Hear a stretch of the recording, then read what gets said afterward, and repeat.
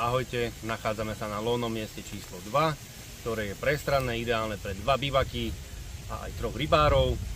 Miesto sa vyznačuje tým, že nie je blatové, je spevnené, vysypané štrkom.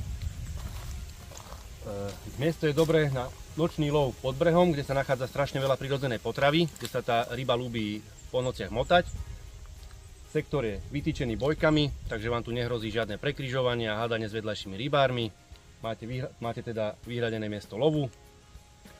Denný lov a takisto aj nočný lov je možný aj na konci sektoru, odkiaľ to takisto pekne jazdí.